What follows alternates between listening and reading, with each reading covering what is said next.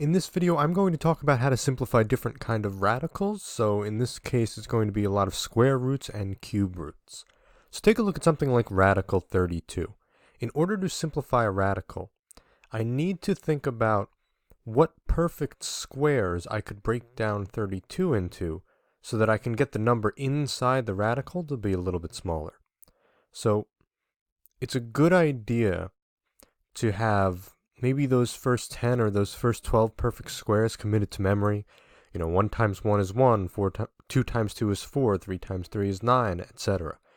The list that's a little bit harder to think about are the perfect cubes. So it might be worth maybe just committing the first 6 or 7 of those to memory. 1 cubed is 1, 2 cubed is 8, 3 cubed is 27, and so on. So let's take a look at it. For 32, I noticed that 16 divides evenly into it because 16 times 2 is the same thing as 32. Now, if you're not sure of that, you could just take a few of the perfect squares and keep dividing them into it. But remember, you want to try to pick the biggest perfect square that goes into it, because you might have also been thinking about 4, because 4 times 8 is 32. You can still do that, but in this video I'm not going to, because it's an extra step when I'm going to simplify. For something like 16 and 2, I noticed that 16 is a perfect square. This is the whole reason why we did this. If I take the square root of 16, that's just 4. And the 2 I can't do anything with because there is no square root of 2 that's a nice number. So this is what simplifying a radical looks like. Reducing the number that's inside the radical by finding a perfect square that divides into it and pulling that on the outside. Notice that once I've taken radical 16, there's no more radical on the outside with the 4. It comes out as a coefficient.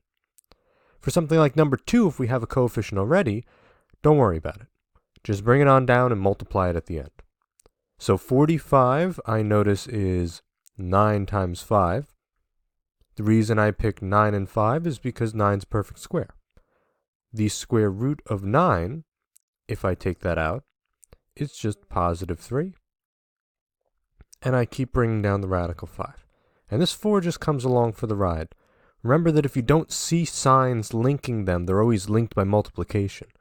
So in this case, I'm just going to take my 4 and my 3 and multiply them for my final simplified answer to be 12 radical 5. Now, for cube roots, it's a little bit different. So take a look at something like number 4, the cube root of negative 8. If you go into your calculator and hit the math button and then hit number 4, that will bring you to the cubed root. And if you type it in, it ends up telling you the cube root of negative 8 is negative 2. So let's think about that.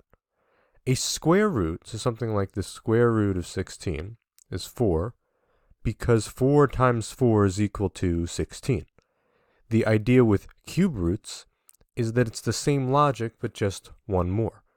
The reason why the cube root of negative 8 is negative 2 is because I can multiply negative 2 to itself 3 times to get negative 8. So that's why these cube root problems get a little tougher, because you need to think about 8, 27, 64, and negative 8, negative 27, negative 64. Those are all perfect cubes that you could break something down into. So let's take a look at number 5. 4 times the cubed root of 48. So notice the only thing that differentiates a cube root from a square root is that little 3 right there. So it's not like this is 4 cubed. That's just telling you that this is the cubed root of 48. So I'm going to bring down the 4. And I'm going to think about what numbers I could break down 48 into, where one of them would be a perfect cube. So remember, your perfect cubes are stuff like 8, 27, 64, and I think 8 divides into it pretty nicely to be just left with 6. So I know what the cube root of 8 is. If you're not sure, you could always type it into your calculator, but chances are, if you picked 8 and 6, it's because you realized that 8 was a perfect cube. The cube root of 8 is just 2. And 6 doesn't break down into any further perfect cubes. So I'm going to just bring that 4 on the outside, have it be multiplied, to be left with 8 times the cube root of 6. So be careful when you're writing this. Even this I'm not too happy about. Make sure you try to get that 3 as close to the radical as you can so that it doesn't look like an exponent for that 8 there. So that's if we're dealing with just numbers and regular constants. With variables, we could apply the same logic. So let's take a look at something like this. So x times x is x squared, because I can add those exponents when I'm multiplying. X squared times x squared is x to the 4th, and x cubed times x cubed is x to the 6th when I add those exponents. So from that, remember the square root asks us what we need to multiply to itself to get what's under the square root. So by that logic, the square root of x squared is x, because x times x is x squared.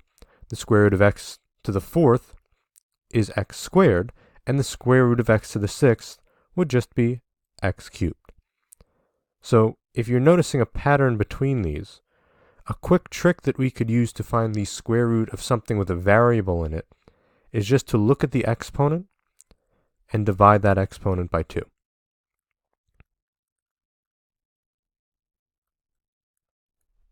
Of course, it won't always work out that what we have under the radical to begin with is already a perfect square. Think about x to the 3rd. If I try to do that same trick where I divide it by 2, I'd be left with x to the 3/2, and we really haven't worked with fractional exponents, so I want to try to go a different route here. I want to do the same thing that we did with radical 32, where we broke that into a perfect square times something else, and then we were able to bring that something else on the outside. So if you're thinking about x cubed, I know that any even-numbered exponent for a variable would make it a perfect square. So if I just bring one of those x's on the outside, I'd be left with x squared. Because remember, x squared times x to the 1st would be x to the 3rd when you add those exponents. Now when I'm looking at this, even though x cubed wasn't a perfect square, x squared is a perfect square. So when I bring that out, that just becomes regular x, and I still have that x to the 1st under the radical. So x cubed actually simplifies into x times radical x. So generally, the rule for when you're taking square roots of variables, if they're not already perfect squares, try just pulling out an x to the 1st, and whatever you have left over should be an even-numbered exponent.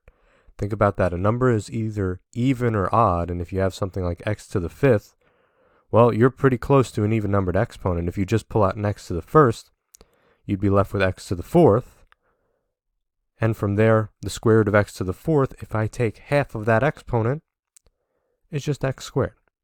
That'll work anytime you're taking a square root. But let's think about some cube roots. So x times x times x is x to the 3rd if I add those exponents. X squared times x squared times x squared. 2 plus 2 plus 2 is 6. And x cubed times x cubed times x cubed is just x to the 9th. So we're going to use that same logic that we use for square roots for cube roots. So by that logic, the cube root of x cubed is just x, because that's what I would have to multiply to itself 3 times. And the cube root of x to the 6th is x squared, and the cube root of x to the 9th is x cubed. So if we're looking at these two columns right here, we can make a similar argument that we did for square roots. Only the rule would be is to, instead of divide the exponent by 2, we're now just going to divide the exponent by 3. So take a look at that. If I take that 6 divided by 3, I would get that 2 as my exponent. If I take that 9 and divide it by 3, I would get that 3 as the exponent. But of course, that's not always going to work for each of these. Let's take a look at something that isn't a perfect cube. Something like x to the 4th. Again, if I try to divide that by 3, it's not going to work out too nicely for me. So I'm going to try that same trick that we did with square roots, where I pull out an x to the 1st, and then I'd be left with x cubed.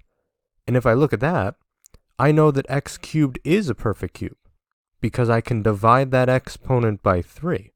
And if I do that, that just turns into x to the 1st. And I still have an x to the 1st hanging out under the radical.